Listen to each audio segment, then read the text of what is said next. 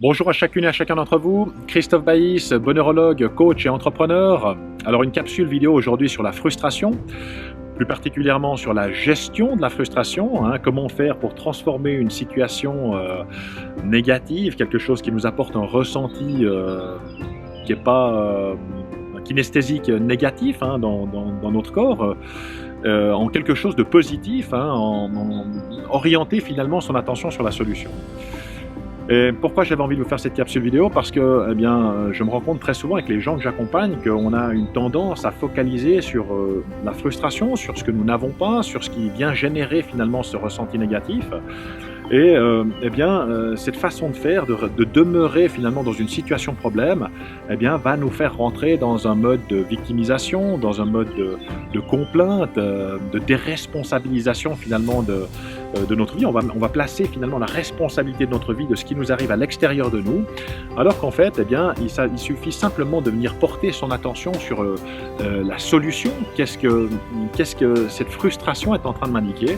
Parce que, effectivement, une frustration n'est pas une fatalité, mais au contraire une aubaine, parce que notre corps notre intelligence émotionnelle est simplement en train de nous communiquer que quelque chose n'est pas OK pour nous, que quelque chose est en désaccord, que ce soit sur le plan de nos valeurs, que ce soit sur le plan du sens que l'on cherche à donner à notre vie, ou quelque chose d'important, de nos besoins. Il y a un besoin.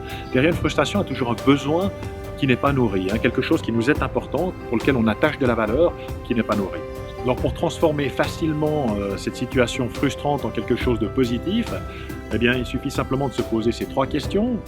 La première étant de reconnecter le mental avec ce qui se passe au niveau de notre intelligence émotionnelle. Qu'est-ce que mon corps est en train de me dire au moment où j'expérimente cette frustration? Donc venir mettre une émotion dessus, un sentiment. Est-ce que c'est de la colère? Est-ce que c'est de la tristesse? Est-ce que c'est de l'agacement, de l'énervement? Est-ce que c'est du stress, de l'anxiété? Enfin, venir mettre un mot que le cerveau puisse prendre conscience, conscientiser finalement ce que notre corps est en train de nous dire. La deuxième question, c'est de se dire quel est le besoin qui se trouve derrière cette émotion? Qu'est-ce que cette émotion me communique? Qu'est-ce qui n'est pas nourri chez moi? Et puis la troisième question, et non des moindres, c'est simplement de se dire ok, qu'est-ce que je peux faire? Qu'est-ce qui est en mon pouvoir pour pouvoir transformer ça?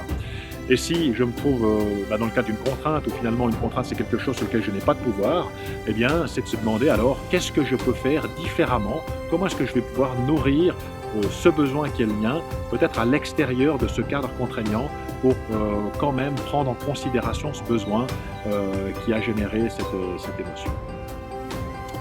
Alors voilà ce que je souhaitais partager avec vous en termes de gestion de la frustration. J'espère que cette capsule vous aura été utile.